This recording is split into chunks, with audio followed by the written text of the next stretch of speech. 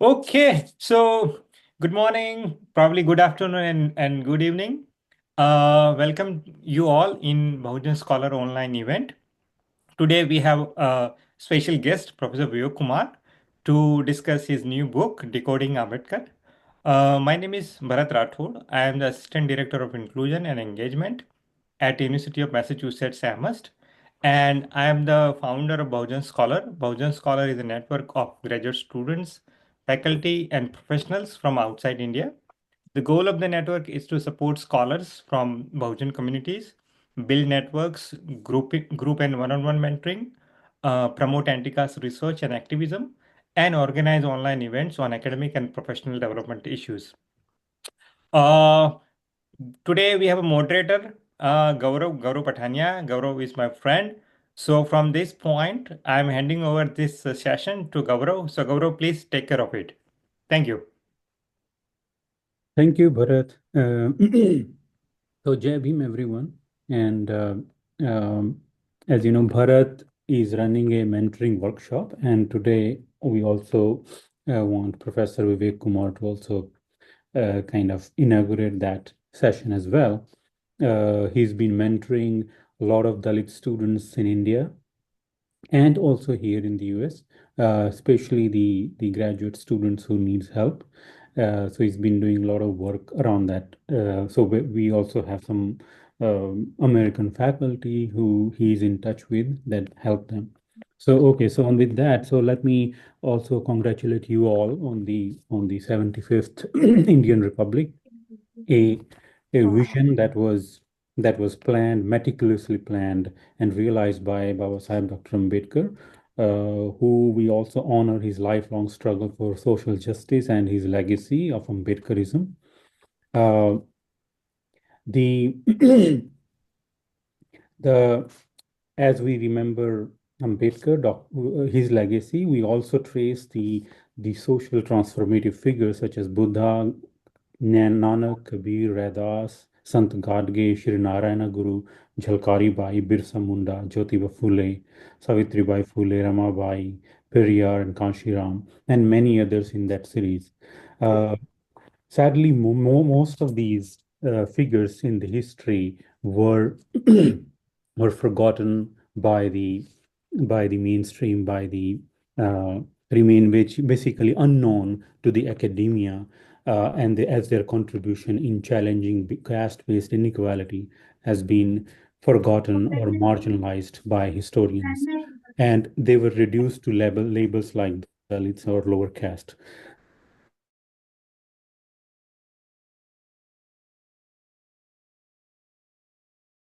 Gaurav, so unmute Gaurav, yourself. Gaurav, you are muted. Muted.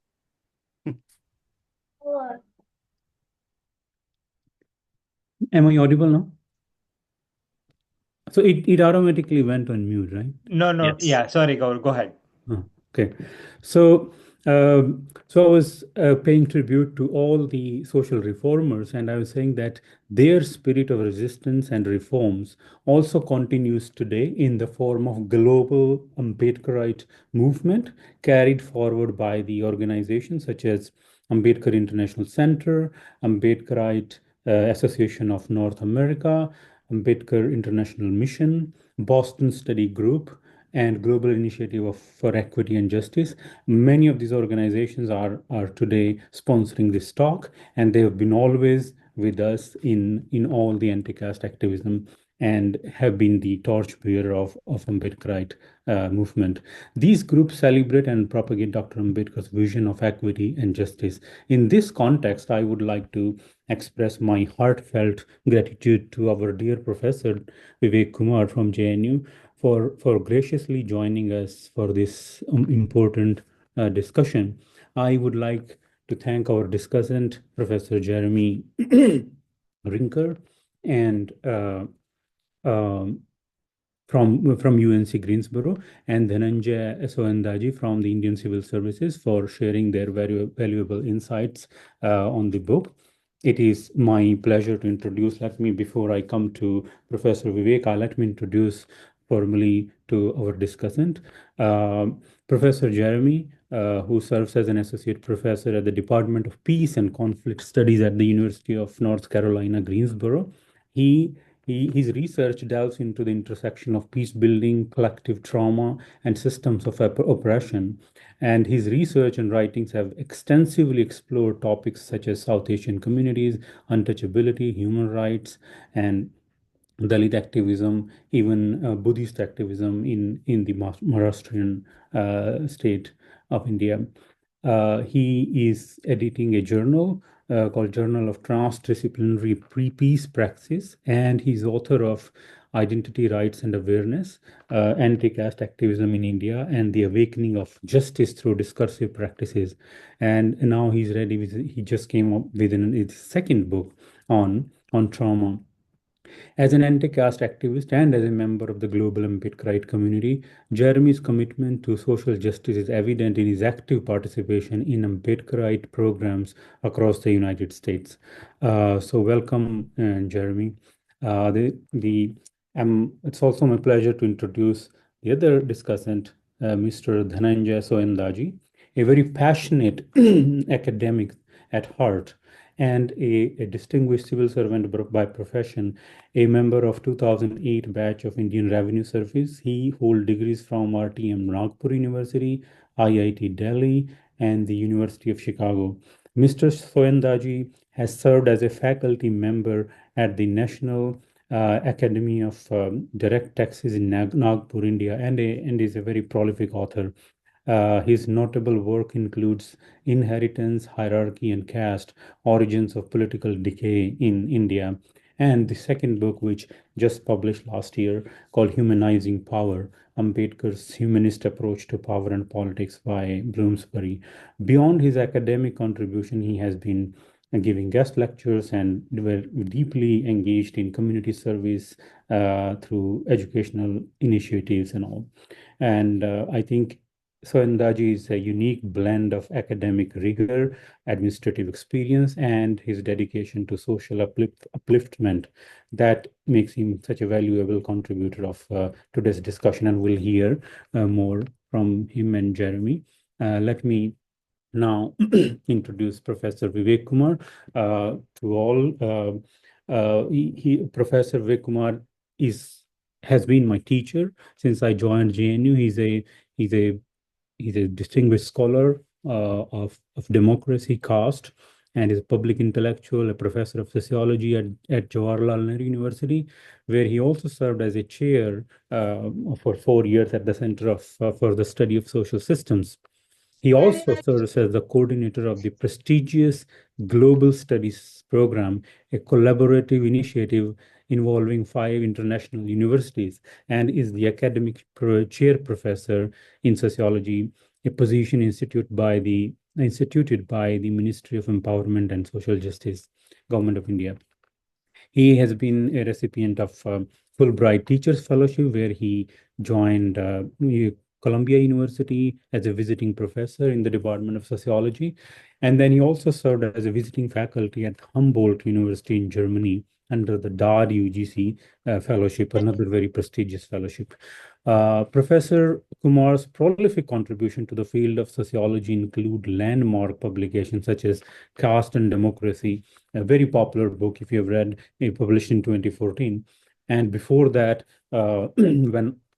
while we were students, we used to read India's Roaring Revolution, and Dalit leadership in India came even way before that. And then his whole work on BAMSEF and Bahujan Samaj Party, that was his PhD.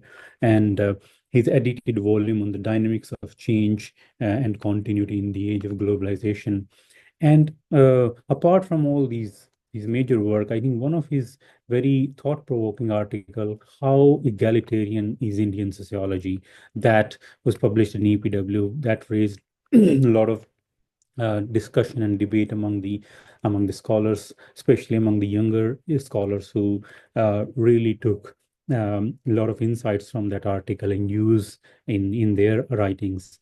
His thoughts leadership has been showcased through Ambedkar Memorial Lectures delivered at prominent institutions, including the University of British Columbia, Simon Fraser University, and the University of Toronto, Canada. as a student, um, as a sociologist, I see Professor Kumar's intellectual approach, which is deeply rooted in the lived experience and social realities of India, which he embodies as a term called perspective from below. His insights, informed by Indian realities, providing a comprehensive and nuanced understanding of social societal dynamics.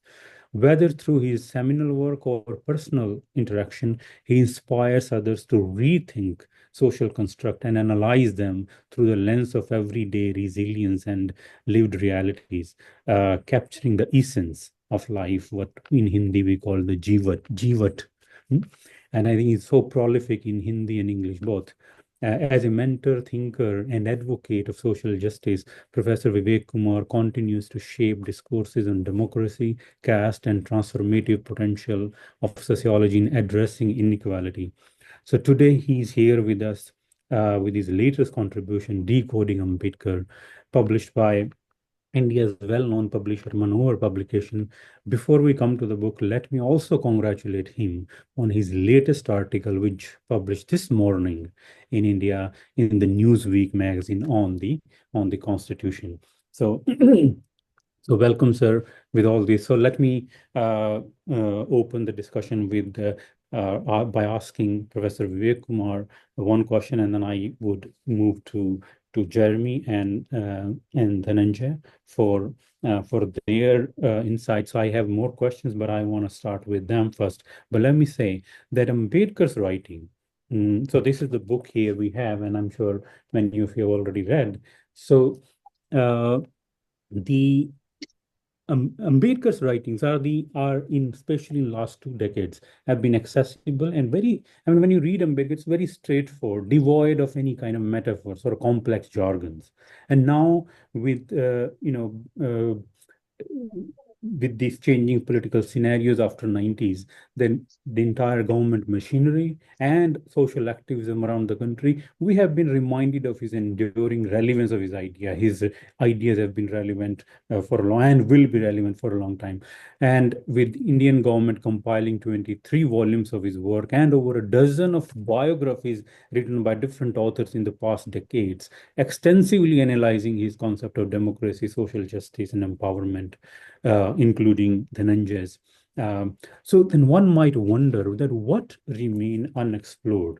So my question to you, Professor Vivek, what fresh perspective does your book bring to the table, and what exactly is there left to decode? Thank you, Gaurav, and thank you, Bharat, for giving us this opportunity. And I thank uh, AIMS, Ambedkar International Center, Boston Study Circle, and other organizations who have agreed to support this program. And of course, Dhananjay and also uh, Jeremy, very close friends who have taken up their point. And I know personally, Jeremy is not in a very, very, say, jovial shape, but even then, actually, he has come, and that shows his commitment. And I salute that. And I have met him, many times, and we keep on meeting. But his commitment is really something which has to be underlined at this international fora. So, to come to your question, Gaurav, there are few points. I don't know how much time will you give me, because this is a very, very Well, germane question which you have mhm, raised. Uh, mhm, So, in a nutshell, what I'm trying to argue, this is not a biographical text. The way people have approached that, where was he born, how was he actually reared up, how he has struggled, and all that. I am not dealing with that. My whole take is that how in India, especially with these, you can say there are 5 points in, if I like to just give you in one liner, One, I am actually with this book, I have tried to make one important point. One, can there be a theoretical and philosophical basis for perspective from below? Because I treat whatever Baba Saheb Ambedkar has produced, he has a particular experiential reality, he has structural location, and he has faced the mainstream culture.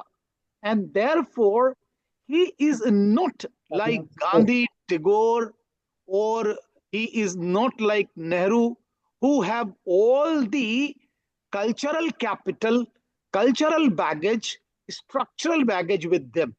And he was producing his knowledge against the all odds. And therefore, we need to think of that, is there a theoretical and philosophical basis for perspective from below?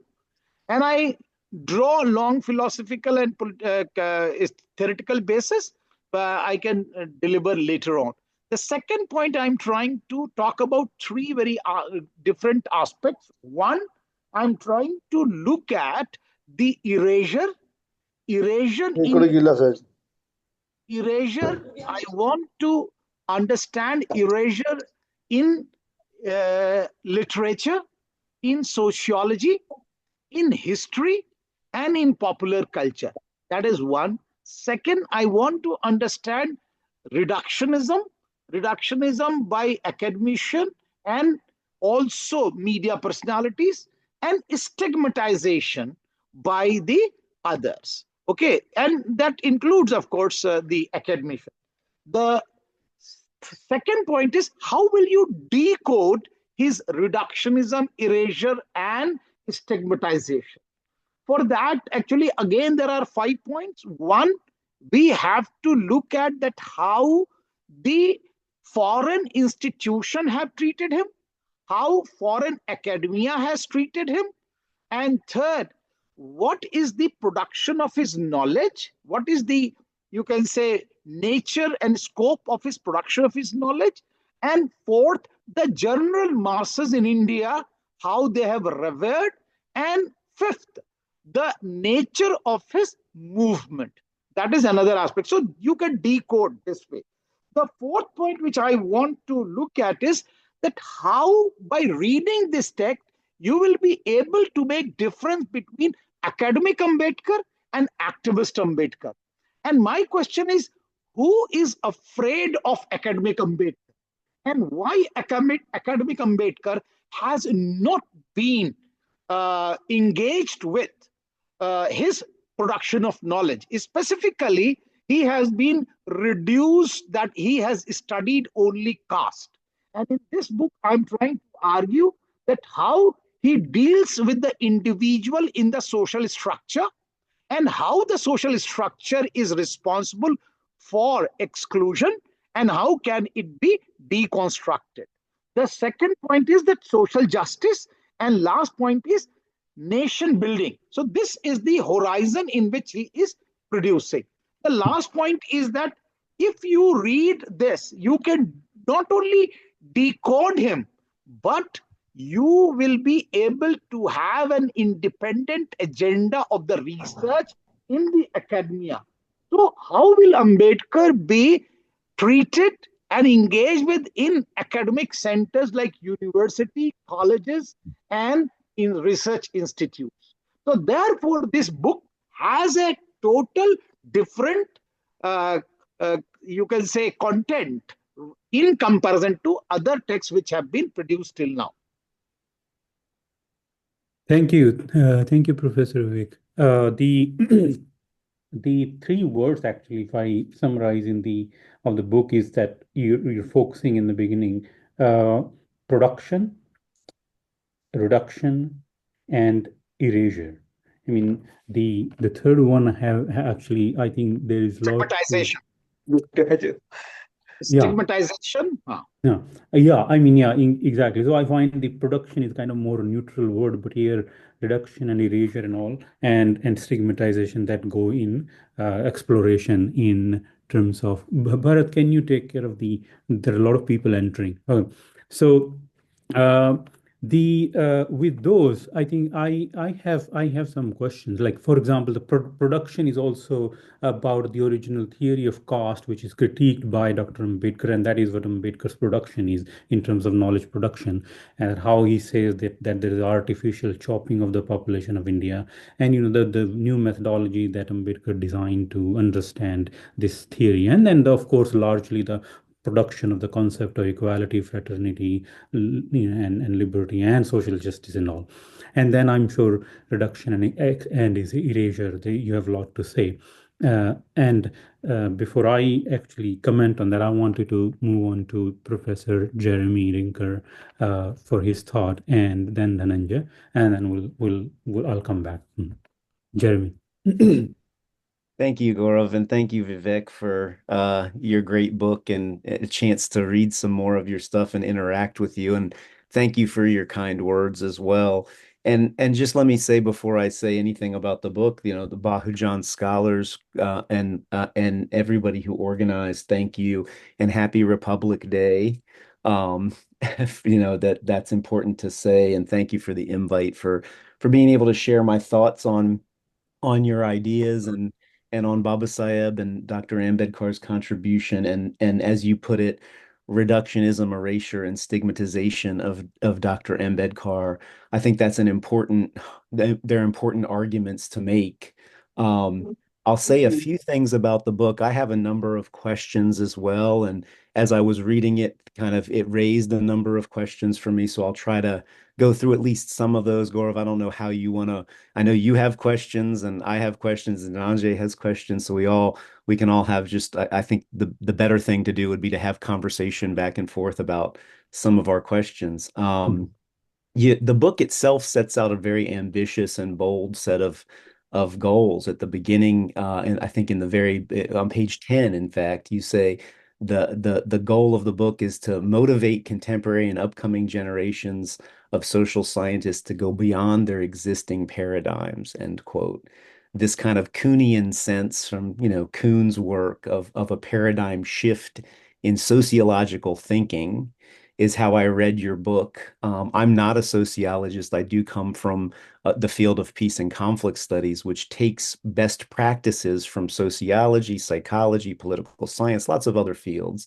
And so we're very much a multidisciplinary field. Um, and so as I read, I was kind of, understanding Ambedkar in different ways as this kind of new thought experience. Um, I also thought that's a very bold claim in some ways, because is it possible to even prove, right, that he had a sociological, that he was shifting the paradigm in a sociological perspective? So Dr. Kumar writes about the strong evidence of Ambedkar as a kind of victim of reductionism.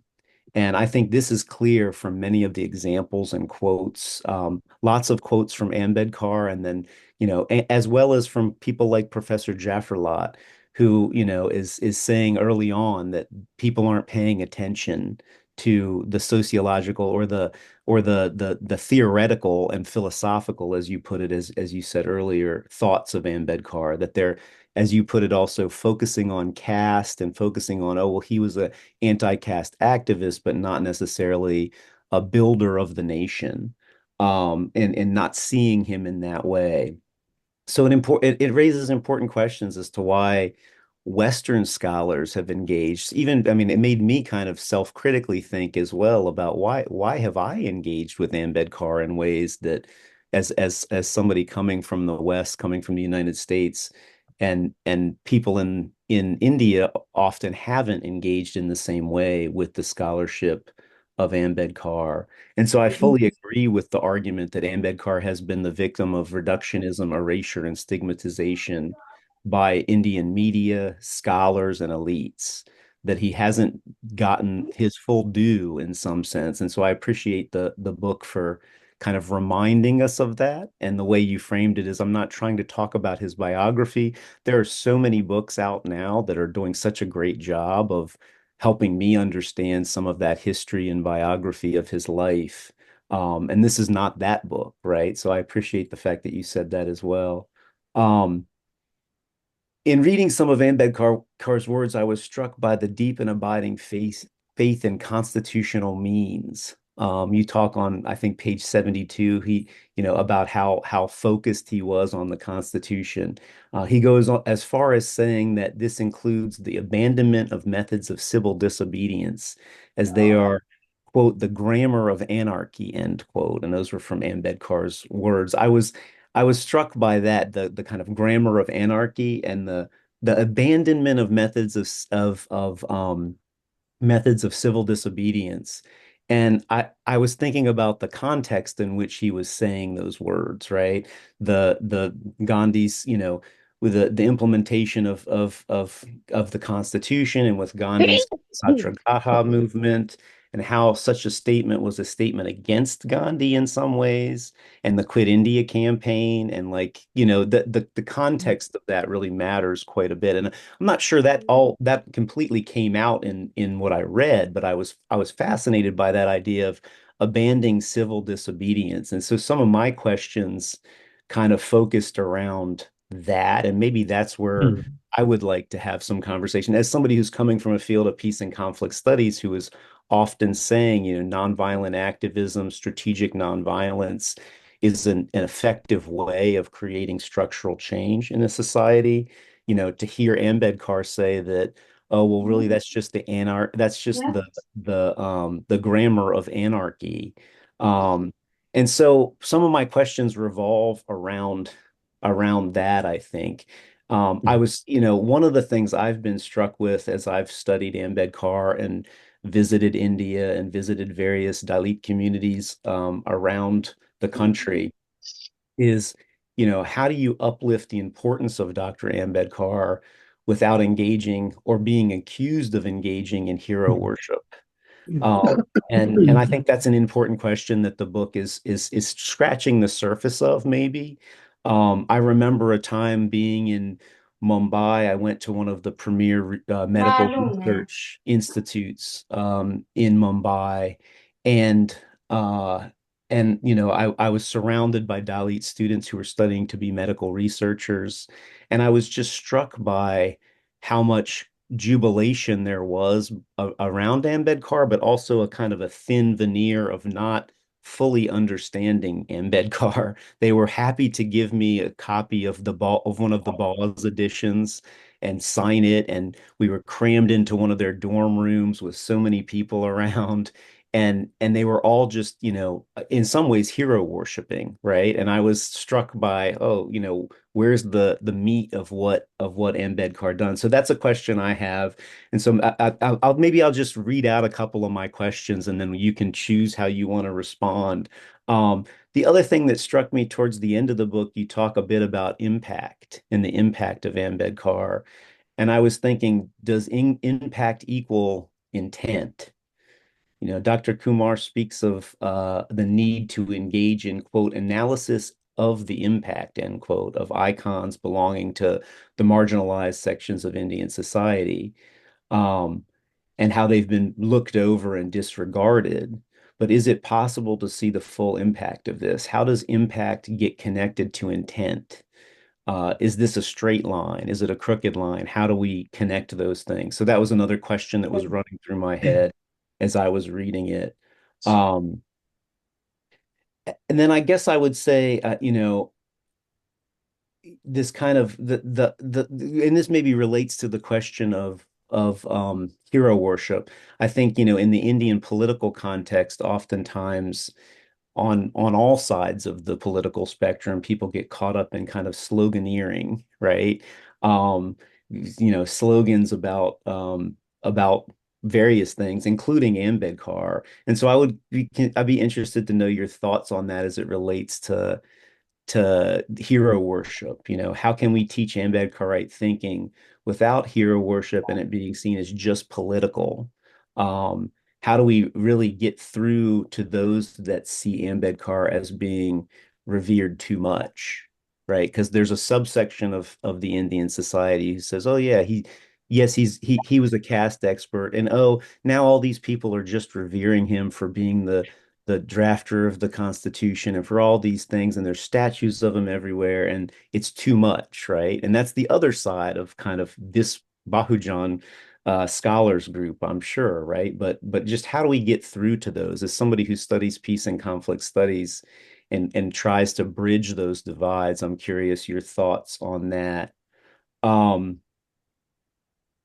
and then I guess the last question I had is, as you rightly state in on page 125 and 126, quote, "We have not seen any significant progress in reducing the caste system's impact and intensity," end quote.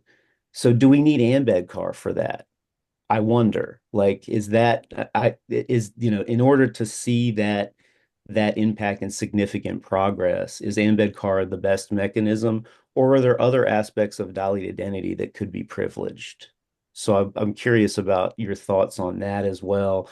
And so I'll kind of leave you with that set of questions. The ones around civil disobedience and hero worship, I think, were the ones that kept coming up for me, but as I read the book. And so thank you again for the opportunity to share and to engage in this conversation. As Vivek or Dr. Kumar said, we have long been friends. I took a group of students I have to just say, I took a group of students in, I think, 2010 to see Dr. Kumar at JNU. And since then, we've had many interactions and had the opportunity to spend time together, and I always enjoy spending time, even if it's on Zoom with you. So thank you for the opportunity. And me, man, and me being at Greensboro at your institute, Oil Institute, and That's then you gave me D2D service, that is door-to-door service. That was your dictum, which I still remember. Thank you so much. Thank you. Thank you, Jeremy. Thank you. Should we go to Dhananjay, and then we can actually, club our questions, and Professor Kumar can. Dhananjay is also coming from a great trauma, actually, and even then he has made it, actually, and I really appreciate his also contribution, Dhananjay. So much, sir. Professor Gaurav, should I move on? Yeah, please. Yeah. Thank you so much. So, first of all, I would like to congratulate Professor Vivek Kumar, sir, who has been a guiding force for all of us. And with respect to the book, first, I would like to say that since last couple of years, we have been witnessing, couple of books, being published by prominent scholars. Domestically, internationally, we have been witnessing that. And some of them have been biographical, some of them have been thematic, of course. And this book is also a thematic, book. It is all about the ideas of Dr. B.R. Ambedkar on nation and nation building, as the title of the book says. But this book, I would like to say, is innovative and important both. Important in the sense that, as you can see, the kind of a polarization and the kind of a conflict that we see around us in societies.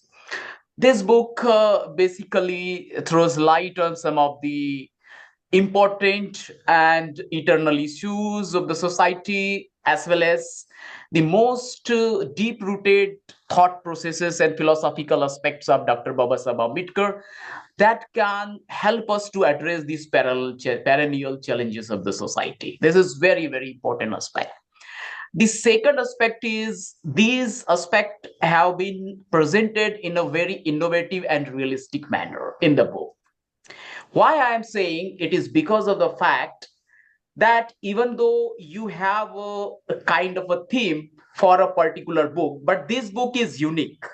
Unique in the sense that this book outlines, first of all, the thoughts of Dr. Ambedkar on nation and nation building in India. It takes into account his pragmatist approach, taking into account the socio-historical realities of Indian society, and present the systematic and broad outline as to how a nation in true and effective meaning could be established in India as envisaged by Dr. B.R. Ambedkar. However, before that, the book puts a condition, or for that matter, a qualification. That's what I can say. What kind of a condition or what kind of a qualification the book puts is very critical for our current times. Now, this condition and this qualification one has to acknowledge. And this is very, very important. What is that acknowledgement that we have to understand? If you want to understand Dr. B.R. Ambedkar, if you want to understand Baba Sahab in a holistic manner, this qualification is essential. What is that qualification? This qualification is all about understanding the theoretical presentation of nation and nation building as enunciated by Dr. B.R. Ambedkar. One has to see as to how the public discourse and scholarship in mainstream have treated with the ideas and movement of Dr. B.R. Ambedkar. This is very important. One has to take into account the great works and ideas of Dr. Ambedkar for the democratic transformation of Indian society, and awe with which the international academic and intellectual community have taken Dr. Ambedkar, and also see the treatment meted out to Dr. Ambedkar by the mainstream discourse, academia, and also the creative field, including cinema in India. That is what this qualification is all about, that professor, the author of the book, talks about. Until and unless one accepts these ground realities prevailing in India, or the behavior of mainstream scholarship about Dr. Ambedkar, will not be able to appreciate the great ideations and pragmatic programs that Dr. B.R. Ambedkar lays down for the true nation building in India. This is very critical and innovative aspect that a professor I have found in this book. Now, within this two-pronged theoretical framework, the book consists of 5 chapters. And this is also very important aspect. The sequence of the chapters, there are 5 chapters only, including the conclusion, I am saying. And the book runs in about 140 pages. So apparently the book seems to be very thin, but very, very thick in terms of innovation and ideas. That is what I would have to say. So the sequence of the chapterization has been done keeping into account these two-pronged consideration of the author. One has to understand the condition and qualification to appreciate and understand the ideas of nation and nation building, or for that matter, the ideas of democratic transformation as propounded by Dr. B.R. Ambedkar on the one hand. And on the other hand, first of all, before you do that, you have to understand what has been academic attitude of the mainstream scholarship towards Dr. Ambedkar in a holistic manner. The sequence, if you look on the sequence of the book itself, you will find there is an introduction which says Decoding Baba Sahab Ambedkar Ideas and Praxis. Then the author goes to caste and annihilation of caste. Then social justice and Ambedkarian perspective is the 3rd chapter. Ambedkar's ideas of nation and nation building from sentimentality to institutionalism. And then the conclusion. Now, I understand that this sequence is underlined by the sequence of 3 important themes that the author presents in the book. I do have some questions that I will raise later, but let me put this way, that if you look at the book, you will find 3 apparent, themes come out of the book that the book seeks to, convey to the reader. One, the emphasis on the great works of Dr. Ambedkar and his popularity among his followers and appreciation of Dr. Ambedkar by international institutions and academia. That we are aware of. Second, what the author calls the erasure and reductionist approach adopted by the mainstream academia and intelligentsia in India. And the third aspect, the focus on the vast horizon of knowledge production by Dr. Ambedkar under what the author calls, as he has already categorically stated, perspective from below. Now, there is a question on this aspect that I will, raise later, but this is how, the three themes that we apparently see in the book. Now, the third important aspect that I would like to add here about the book, and this makes very innovation here also. We will have to understand that the introduction in the book is not any other introduction in general way, just like an introduction to any other book. Why? It is because it sets the tone on the one hand for the entire idea of the book, and on the other, it seeks to make the case in a substantive manner as to what the author wants to convey specifically by his usage of the terms reductionism, eraser, and victimization of Dr. Ambedkar. This is very important that we have to underline. The introduction itself not a general in the sense as we find in a given book, but it is more than that. Here, the author, or rather I will say, this is my take, that the first chapter itself is the crux of the book. Because until and unless the author says that you do this, you will not be in a position to appreciate the works, activism, and thought processes of Dr. Ambedkar. And that's why the author, in fact, asserts that the processes of erasure and reductionism have led to what he calls as victimization of Dr. Ambedkar. So here, the author says that victimization of Dr. Ambedkar is a result of the processes of erasure and reductionism. This is what, the author says. Now, this is very, very important aspect. The author systematically, first seeks to define what he means by erasure and reductionism, or what he calls blackout of Dr. Ambedkar. This is also very important. On one of the pages, the author not only uses the word eraser or reductionism, or for that matter, victimization. The author uses the word blackout of Dr. Ambedkar. Now, this reminds me of some of the, chapters and the literature that I have read about Manyavar Kansiram Sahab.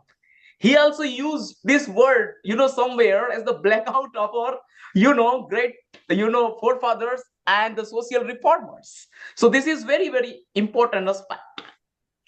Now, let me come to, this is very critical as to how the author defines the erasure or reductionism. And this is very critical.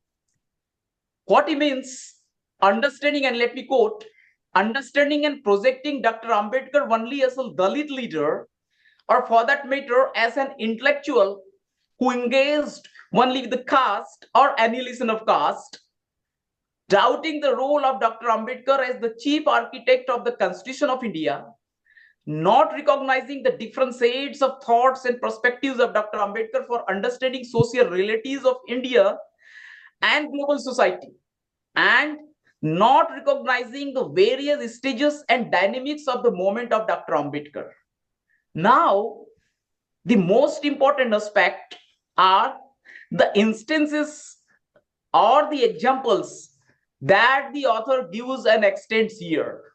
To prove his point, the author extends the instances of the prominent scholars and personalities, specifically including Eleanor Jeliot, Arun Sori, Ayodhya Singh, Mulkaraj Anand, G.S. Gurye, Louis Dumont, Bipin Chandra, among others. Now you may be aware of all these prominent scholars. The author gives examples as to how these prominent scholars have treated the thought processes and philosophy of Dr. B.R. Ambedkar and his activism. This is very important.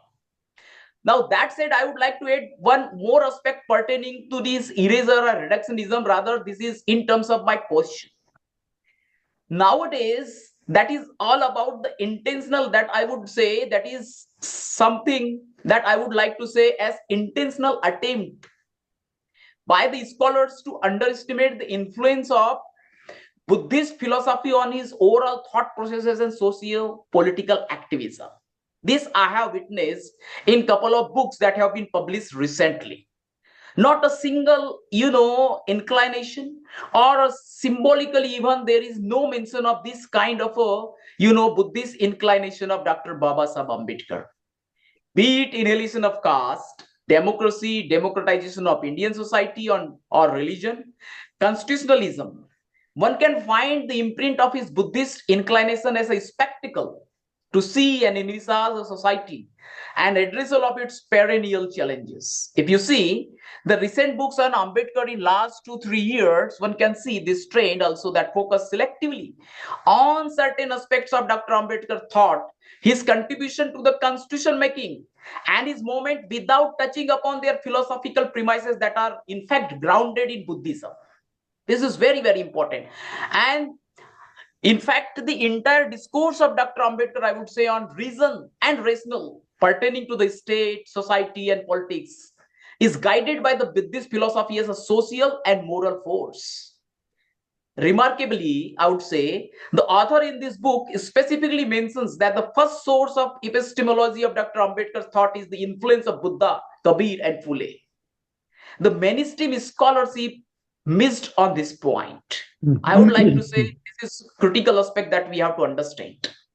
Now, later on, as we go further, we find that this, the process of erasure and reductionism that the author, discusses, the author moves on to elaborate the different dimensions of Dr. Ambedkar's personality in a vast spectrum of works to understand his works and movement in true sense.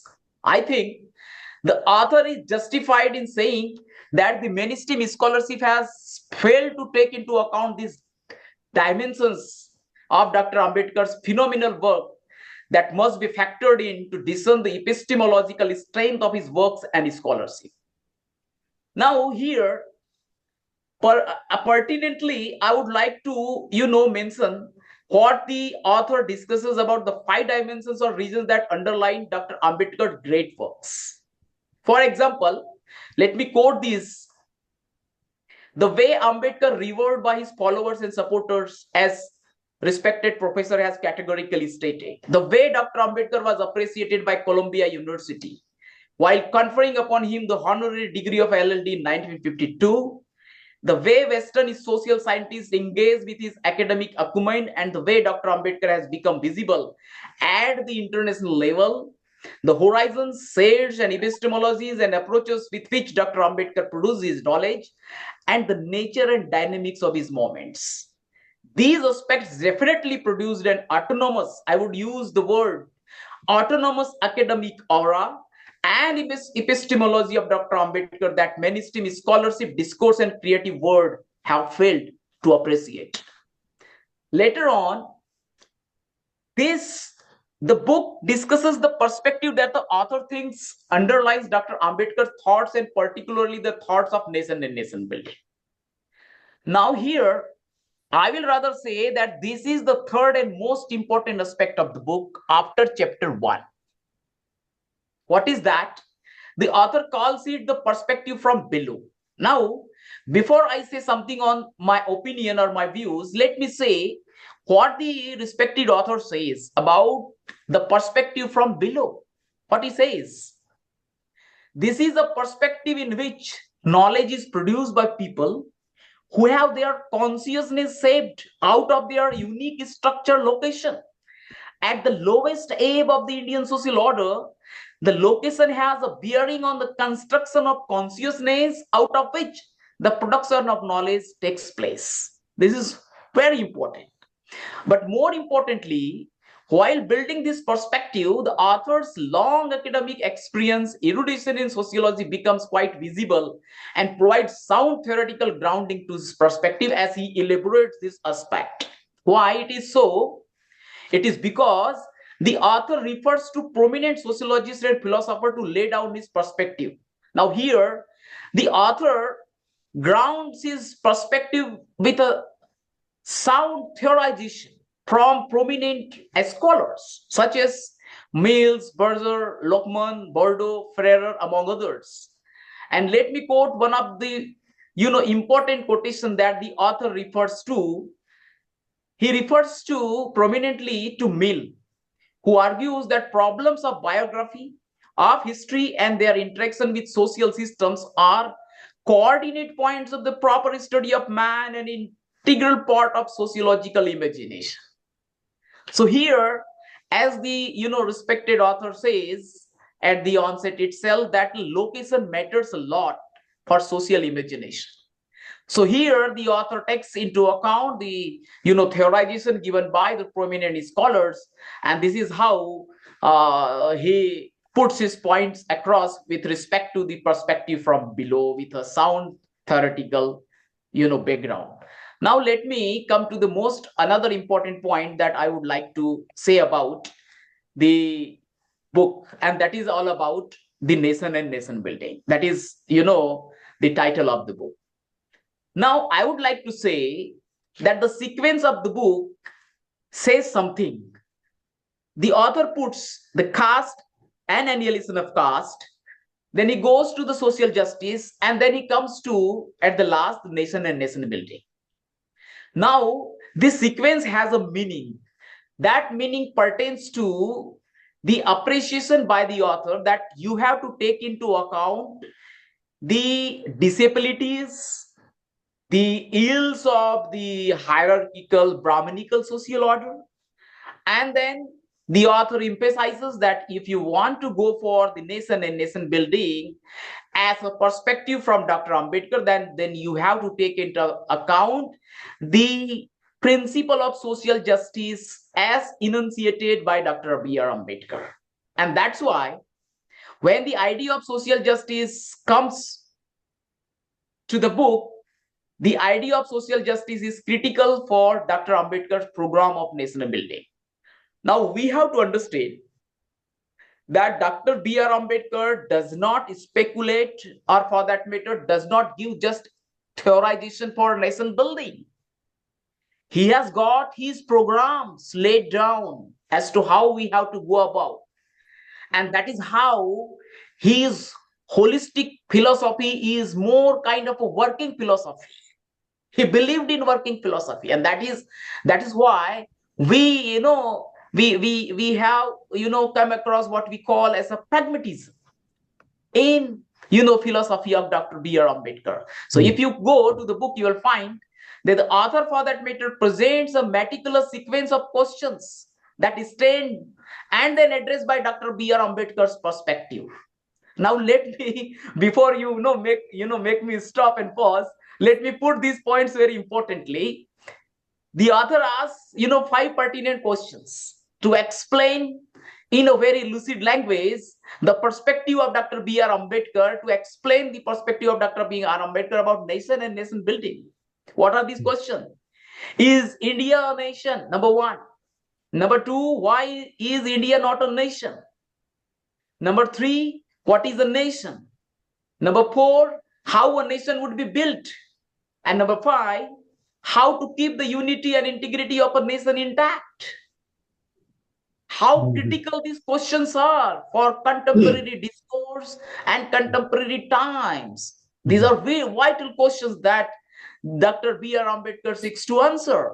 So the author goes on to explain as to how we can explain in a very lucid manner what Dr. B.R. Ambedkar talks about the nation and nation building. We have to understand that Dr. B.R. Ambedkar had been quite specific and eloquent in conveying what is a nation for him. And this is the last aspect that I would like to share before we break for the questions. Dr. B.R. Ambedkar refers to Renan, as author also mentions in his book, to say that nation is a living soul, a spiritual principle. But if you want to actualize and realize this phenomenal principle, then what you have to do? There are 2 essential conditions to realize this spiritual living soul, what we call as a nation, as propounded by Dr. B.R. Ambedkar. What are those essential conditions? Number 1, common possession of a rich heritage of memories and the actual consent, the desire to live together. These are the 2 important things. Rich heritage, how we experience, how we share our sorrows and happiness together, how we share our what we call as a sufferings, how we share our, experience of discrimination. That is what, the critical aspect, that makes, this, very important, what he calls as a spiritual principle. The author in the book makes a systematic presentation of these ideas and then points out how these challenges prevailing in Indian society need to be addressed for nation building. Dhananjay, Yeah, this yeah. is my son. I Okay. take risk here. Yeah, Professor. Okay, thank you. Now it's such a very, very passionate response. So thank you. You have truly captured the essence of the book with a lot of critical insight and very, very thoughtful appreciation of the book. So thank you very much. Thank you.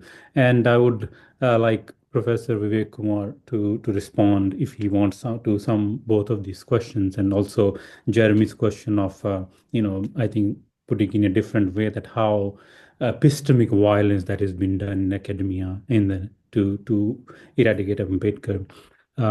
Professor Kumar, Yeah, let's say thank you. 10 minutes and then we'll open it for there are questions that people are I'll, writing on chat box, and then we can also ask some directly. Professor.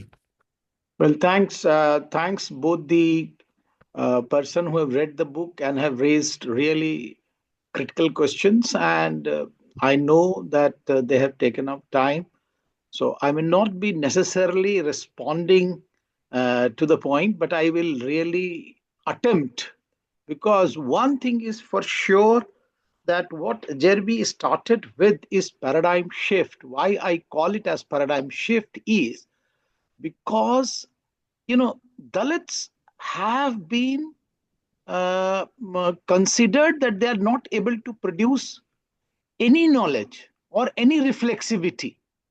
And there are written proofs, One person called that actually Dalits do not have any reflexivity because they were not involved in organic labor. So, and then we always have heard about actually that there is no possibility of Dalit studies. That is also, people are saying. Third, there are books who are writing on Dalit studies, but they have not defined who is a Dalit. What is a perspective? What do we mean by perspective in Dalit studies? And therefore, I think my little text, though I'm still actually writing a bigger text, but this is the synopsis of that. I begin by actually taking this paradigm from René Descartes, who argues that I think, therefore I am. And if I think, therefore I am, Dalits also think. Why can't Dalits think? Second is actually philosophy from Durkheim, who says that conceptualization of natural and social world is sine qua non for society to exist. So Dalits also conceptualized the natural world, and that's why they were living on the banks of the river, not inside the river. They must have been eating edible things. They were avoiding incest, and therefore they also conceptualized social. Now, these are two philosophical bases for this paradigm. And I am taking Babasaheb Ambedkar's experiential, and I have talked about 10 types of experiences of Babasaheb Ambedkar, and therefore I bring C. Wright Mills, who talks about 3 coordinates of sociological imagination. The fourth thinker I am talking about is Peter Bergen and Lockman, Sociology of Knowledge, who argue that the location of the researcher is actually an influence on the construction of consciousness. Location of the researcher has a bearing on the construction of consciousness, out of which production of knowledge takes place. So it is here that Babasaheb Ambedkar's icons are no doubt Buddha, Kabir, Phule. They are not Vishnu. They are not actually, Gandhi.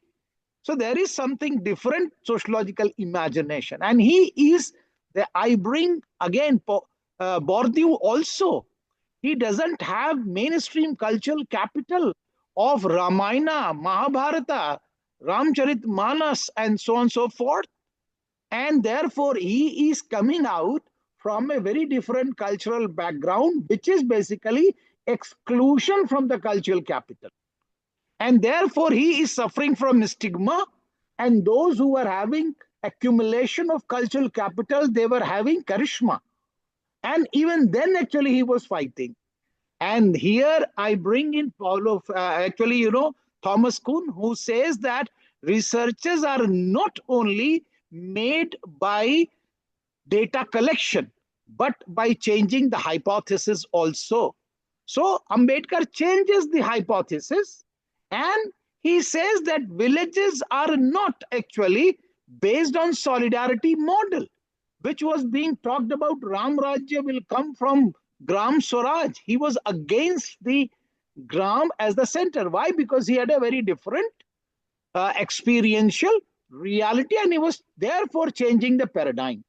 Last but not the least, I bring in Paulo Freire, who says that pedagogy of the oppressed will be written by the oppressed.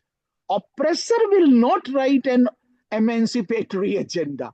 And therefore, Babasaheb Ambedkar, when he says that India is not a nation, it is nation in the making, I think he has a point, because nation in the West may be a very digressive idea.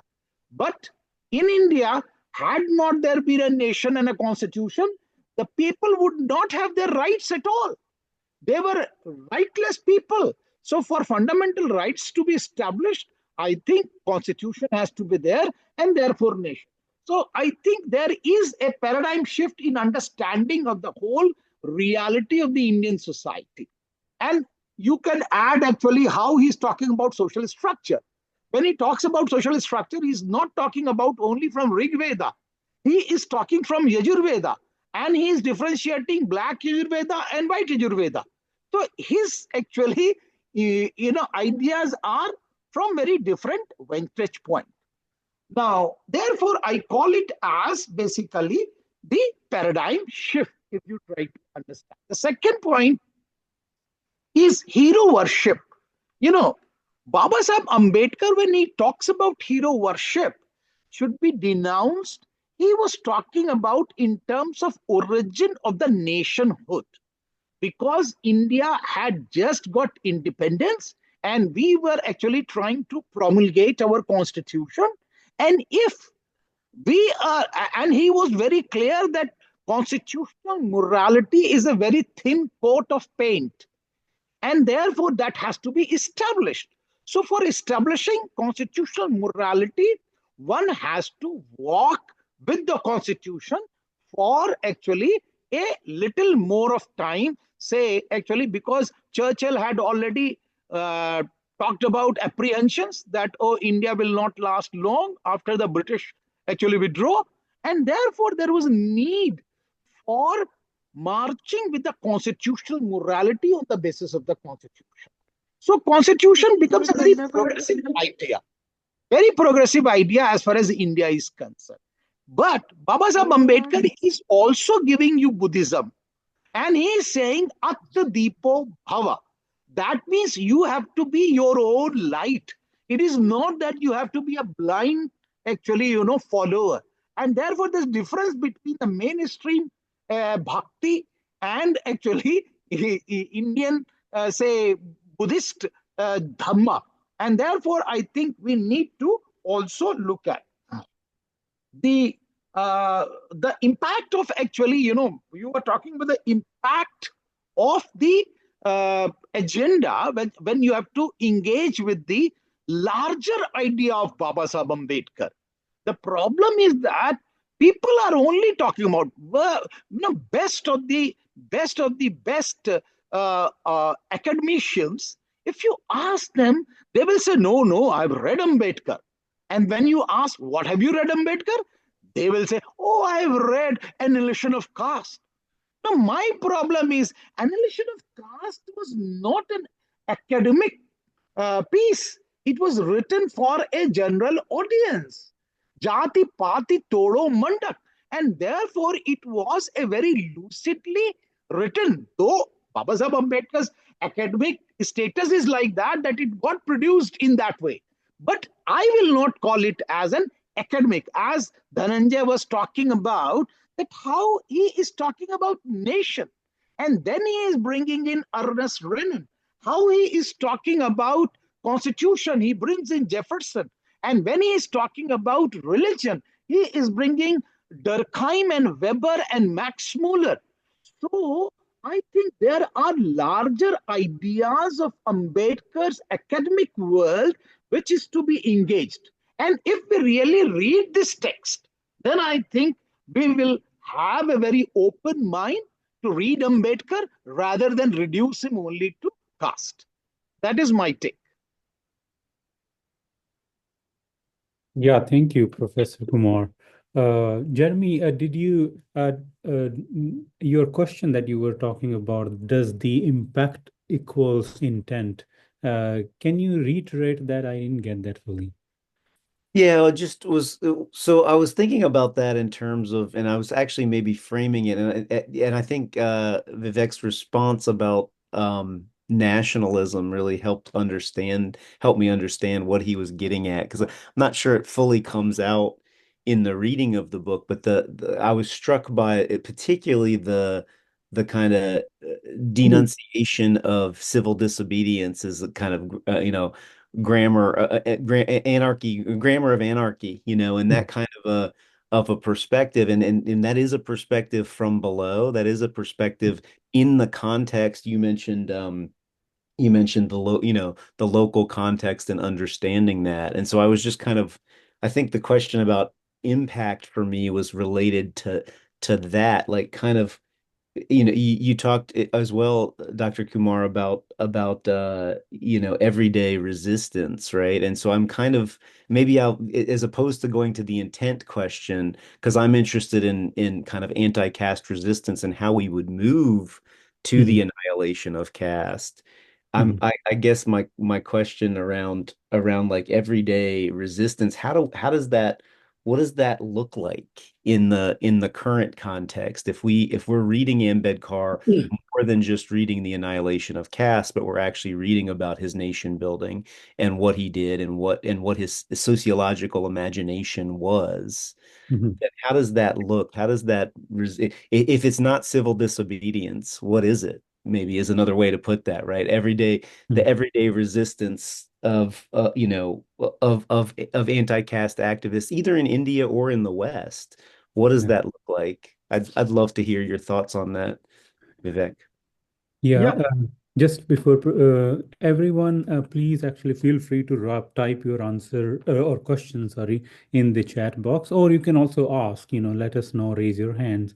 And I know that most of you have not read the book because it just came in the market. It will take time to reach, but I think Dhananjay has summarized the book so well. I'm sure you will have a lot of questions. So please feel free to type.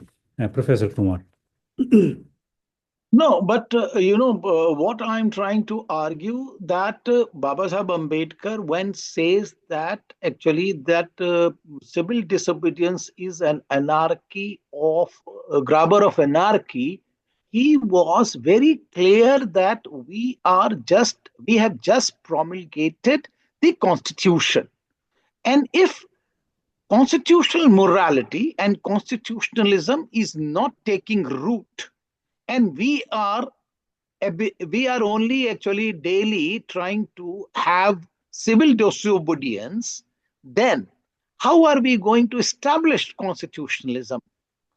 So one thing at the nascent stage when the nation was, he was very clear that actually we have been coming out from freedom movement, and in freedom movement there was this very very important and potent mode of assertion, that was civil disobedience. But now, as far as our promulgation of constitution is concerned, we have to stop.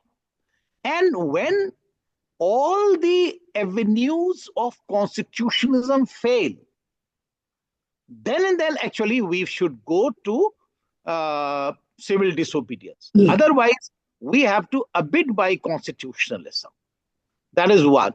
Second, as far as assertion is concerned, his most of the movements, if you come, they were before the promulgation of the Constitution. But even after 1935, he started organizing them under the political party. And that's why he started from Independent Labour Party, and then he also went on to Scheduled Caste Federation and laid the foundation of RPI. So that means annihilation of caste was till they did not have the right. But after they got the right, political rights, and that's what O.M. Lynch also writes in his Politics of Untouchability, that how people left Sanskritization and they moved towards politicization. So if you get the political power, annihilation of caste can really be an easy mode. If you do not have power, and that was also spoken by Kashiram, Kashiram talked about that only, minorities, upper caste are minorities, but why the atrocities are not committed against them? Even a small little people came from abroad and they were actually here. British were not many, and yet nothing happened with them. Why? Because they had political power. And therefore, to annihilate the caste, you can also have another way, and that is capturing the political power.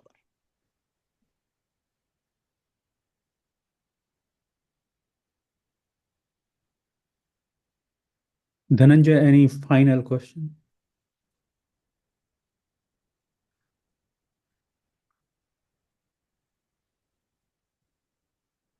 You can unmute yourself. Yeah. Sorry. So this is about the last chapter, not literally last, because the last is the conclusion. So the last but one, there is this nation and nation building, and the author talks about the some of the programmatic aspect as propounded by Dr. B.R. Ambedkar as to how we can proceed for a nation building process. So there are, he quotes, some 5 principles of Dr. B.R. Ambedkar that go beyond the cultural, religious, or race-based stereotypes of nation making, of course. So the one of the last, principle that the author, talks about is the changing government by people to the government for the people. And this is, this is not something, peculiar to India. It is a universalist, phenomena and a challenge that the societies are facing today, and more so in current scenario. How we can transit from this government by the people to the government for the people. This is what my query, and when I was reading this is I tried to have a kind of a correlation with my book that I would like to see here. In one of the chapters I narrate this story that I tried to explore about how we can go about from the narrative of who rules to the who should rule.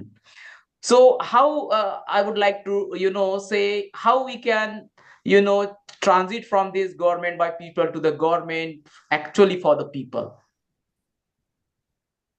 This proposition that how to transform government by the people to for the people comes from Baba Sahib Ambedkar's analysis of failure of the democracies in the West. It's a larger idea. I think one of the articles which he writes in volume 9 is that why did democracies failed in the West? And he talks about examples of Italy, Spain, Germany, and also Russia. Yes. Yeah, they were basically democracies, and why did they fail? Now, he says that because here people think constitution, adult suffrage, and change of power, that is only part of democracy. Democracy means these 3: constitution, elections, and adult suffrage. But the problem is, by nature, societies are divided into have and have nots. And as soon as democracies come, the have-nots are left behind because they do not have aspirations. They don't even think that they can also become the rulers. And therefore, the haves only hog the limelight and there emerges an oligarchy. Now, if that is the case, then what happens? The government by the people remain for the few. They're not for the masses. Mhm. Unless or until he says the baton of the power changes the hand. Because if the ruled becomes ruler and ruler becomes ruled, that if these things are changing, then and then only there can be sharing of the power. And therefore, he says that the best aspect through which we can really have a uh, practical democracy is that the ruled should also become the ruler. And this can only happen when they have also representation. Self representation is the most important point. It is not that representation, oh, I represent your aspirations. No, that is not the case. The wearer of the shoe knows where it pinches, because ultimately it will boil down to those who really suffer. They will be able to make the law for themselves better. Mhm. So that is why he's saying that actually nation may be an idea, but Mhm. sociologically it is conglomeration of the groups. And unless and until the have-nots get the rights to govern themselves, nation will not be Mhm. nation. Thank you, Professor Kumar. We have now Vartika with us. She is doing postdoc from New York. Vartika.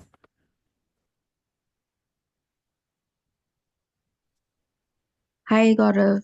Thank you so much. And also thank you, Professor Vivek, his thoughts. I have a question for Dhananjay.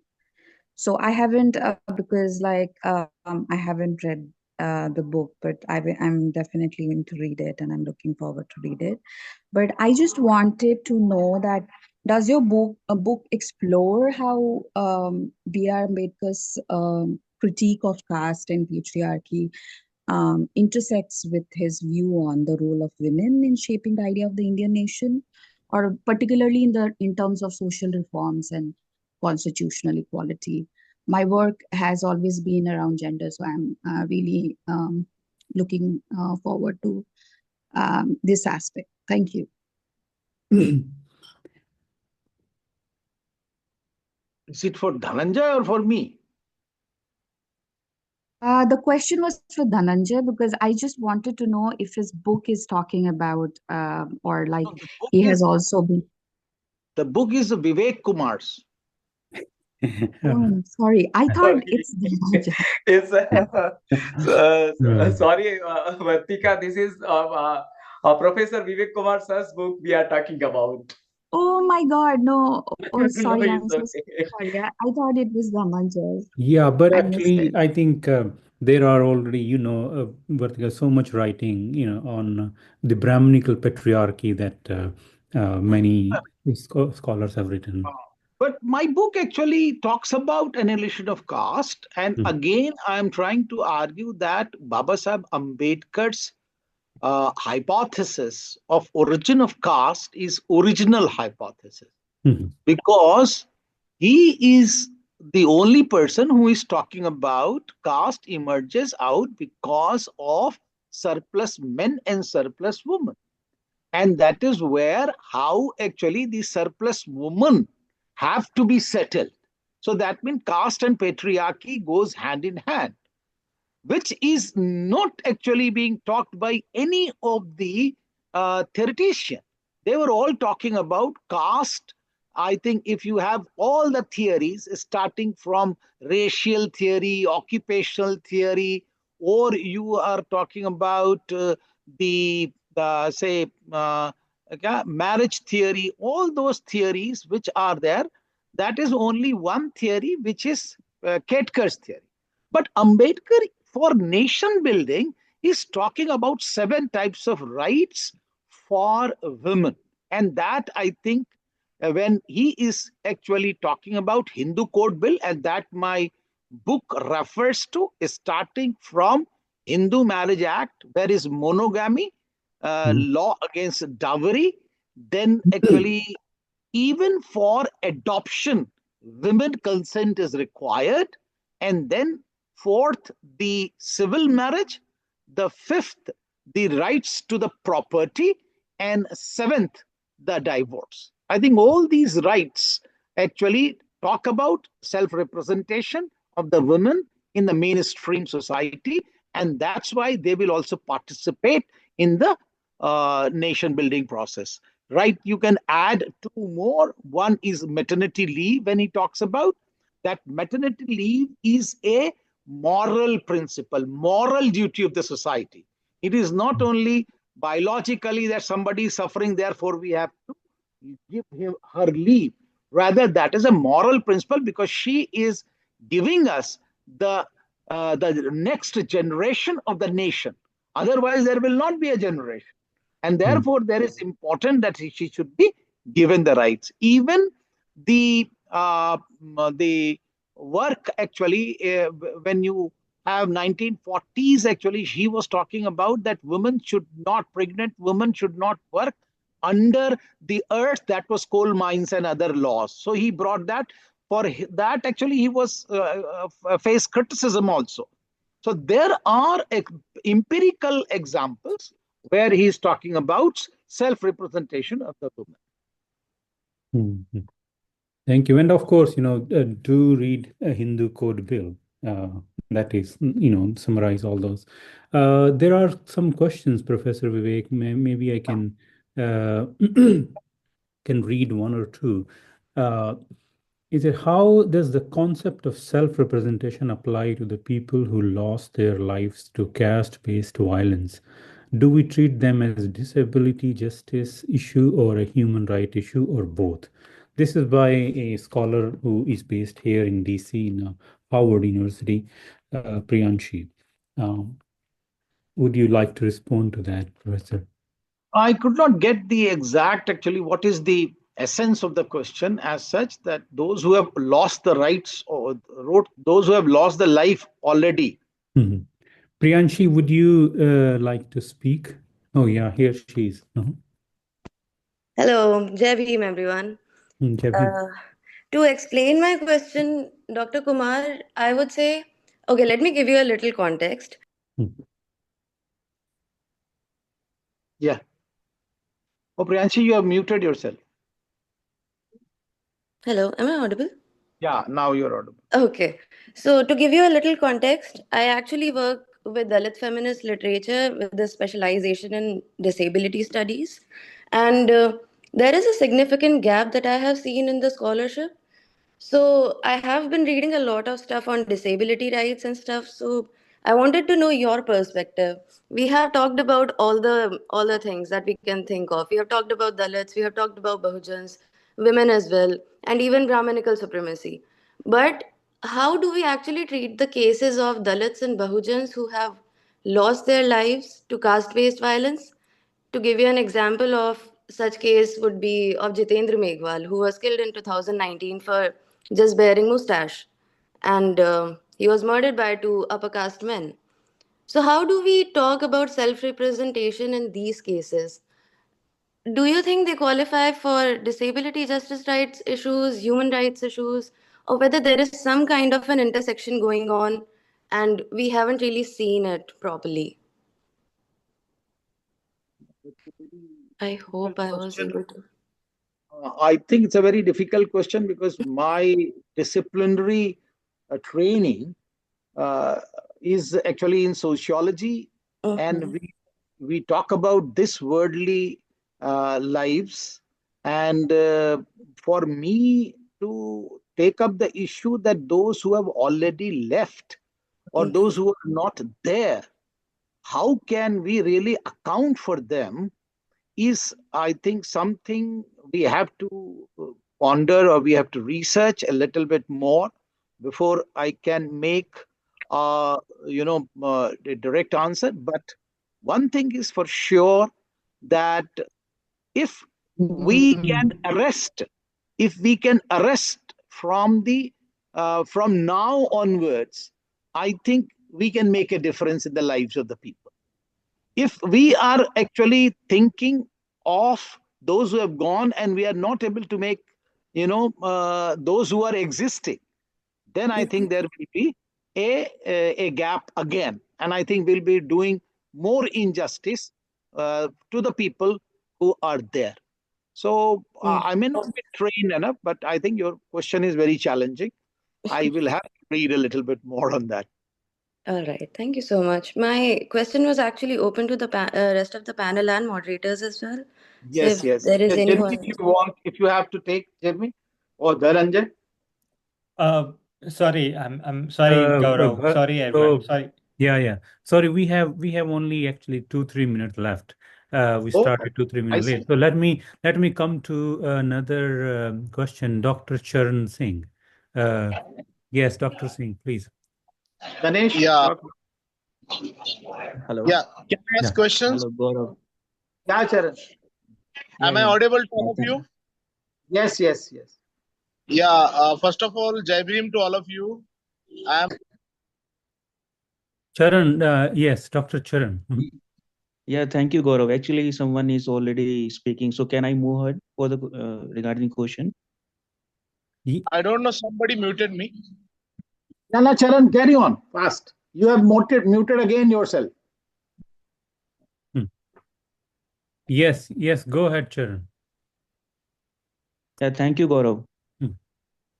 So my question, I have already read the book 3 weeks before. So as one of the discussants said, the book is thin, but the content is thick.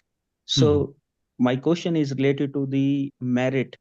So somewhere on the page numbers 46 and 58, Sir has written that Hindu social order is against the equalitarian temper and does not allow equality of circumstances, institutions, and lifestyle to develop. This is from 46 page number, and 58 is related to they are not equal on the basis of parental care, education, accumulation of scientific knowledge, and finally in their own efforts. So my question is for Professor Vivek. So sir, does these point refer to, or we can include these in the definition of a merit? Because nowadays we are having a lot of discussion in Indian scenario or educational institutions. So for the job is concerned, that we should go for the meritocracy, not for the not as per the reservation and all. So can you please shed some light on it? No, I think the problem is that there is no sociological established canonical definition of merit itself. Merit is only equated with the marks scored in an examination. That is one. And second, now they have added proficiency of the language. Now, these two aspects are basically, as Bourdieu talks about, or Bernstein also talks about, these are nothing but the output of the life chances. If you are having good life chances, suppose you had a good English teacher or institution, then you can definitely have good English. Or you were having also mother and father who were educated, they will see your homework at home also. Or you are rich, you have eaten apple and you have seen apple also, and you are reading apple. So for you, it is revision. And I have not seen an apple, and when I read, it is confusion. So I will be actually, a late learner. So all these aspects actually boil down to life chances. I think merit definition has to be complicated or has to be refined. What exactly you mean by merit, and it depends upon which center you are coming. In JNU, in 1983 onwards, we used to set the examination for MA from the background where the students were coming. If they were from mathematics or MA sociology, they will be given an exam in mathematics. They will be not asked sociology question. So I think if these things can be evolved, looking at the background, I think we can tackle merit. But merit doesn't have a sociological definition. Thank you so much, sir. Thank you, Professor Kumar. Let's then conclude. Let me just ask one question that was actually, first of all, Bharat was supposed to ask. Bharat was asking something. Bharat? No. Okay. Yes. yeah. So I'm a student of Professor Kumar. Oh, Dr. Wagmare, do you have a question? You can unmute yourself. Yeah, please unmute yourself. Wagmare ji, unmute yourself. Yes. Oh, you muted again. You have muted again, Wagmare ji. Yeah, now. Are you okay now? Yes, please. Somebody muted. Yeah. So good evening to all of you. Jai Bhim to all of you. I am from Pune, Maharashtra. My question is to you all that the community of Maharashtra, Dalit community of Maharashtra, is well aware of their political rights. But if you could see at a national level, all Dalit people are not aware of their political rights. So what we can do about them? And I, being a Maharashtrian, I feel very proud that I born in Maharashtra, and we are very political aware and we are very united in Maharashtra. We know about our rights. So how we can, escalate this trend in the entire country? Can you please guide for regarding this? Well, that's a very broad question, Wagmare. It needs a separate time and debate. So, but thank you for main thing is to like connect and be part of the community. Thank you. Let me ask Professor Kumar a very a one question that's my problem with this word erasure. The word erasure that you use. I understand the word, if you say the word denial, or you use the word reduction, that also applies. But the word erasure, especially in the context that you are using, because you are citing from in the first chapter, page 14 to 17, you are using this word reductionism and erasure, and you are citing Aliena Zaliot, Ayodhya Singh, Bipin Chandra. All three are historian. Then you are citing Arun Shourie, Arundhati Roy, Mulk Rajanand. Uh, they're all journalists or novelists.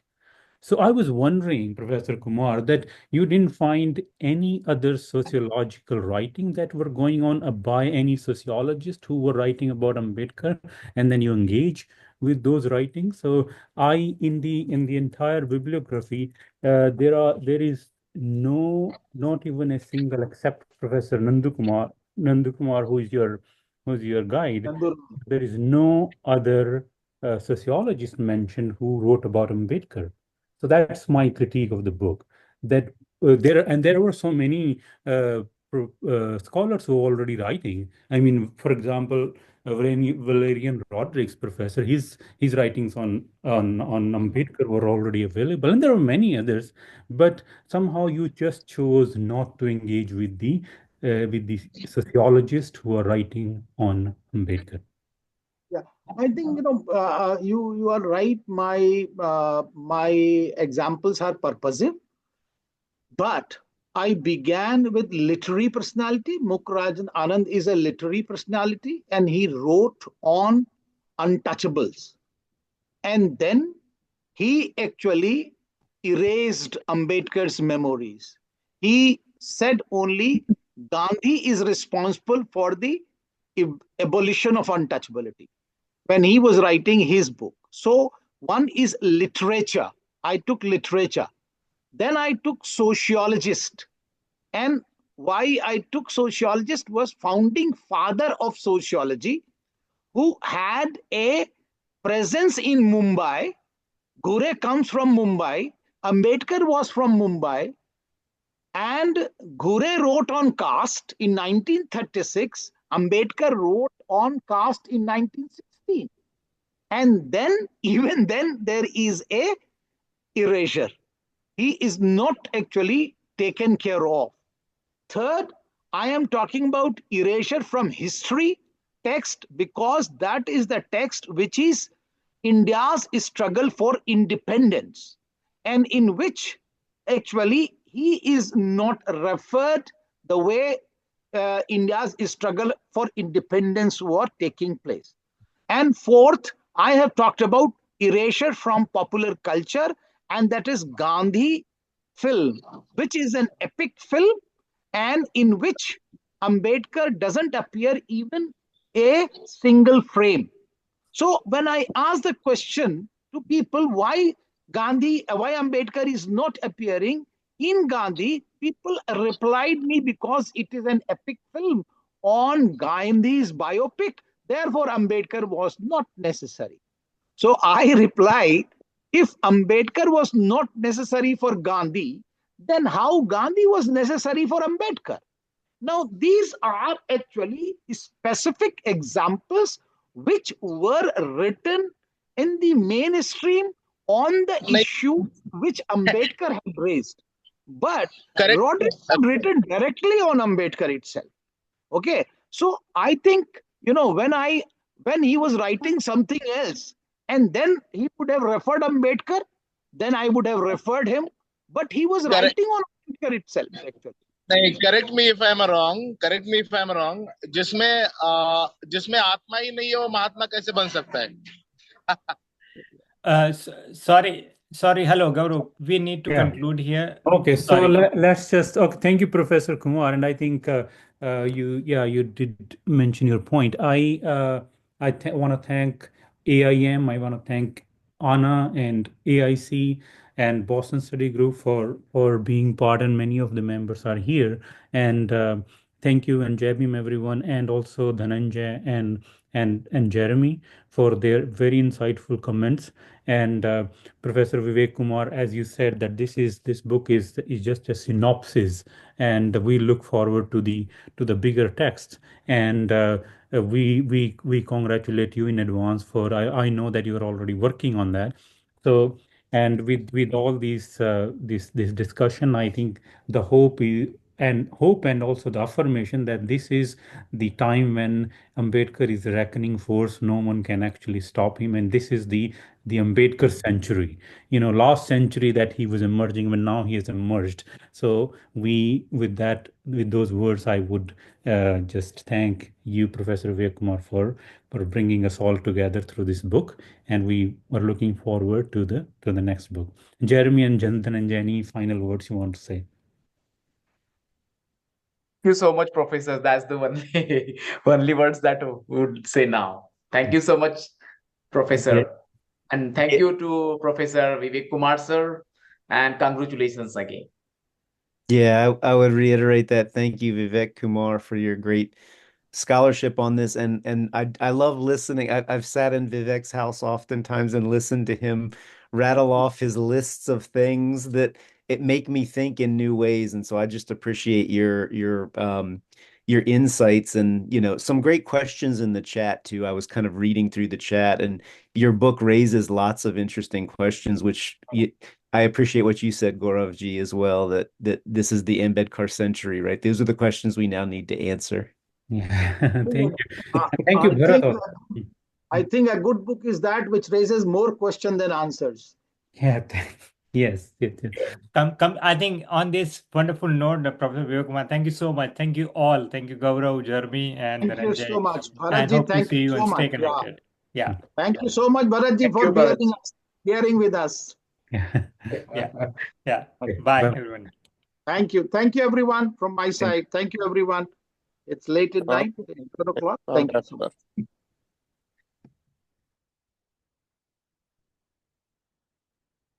Thank you.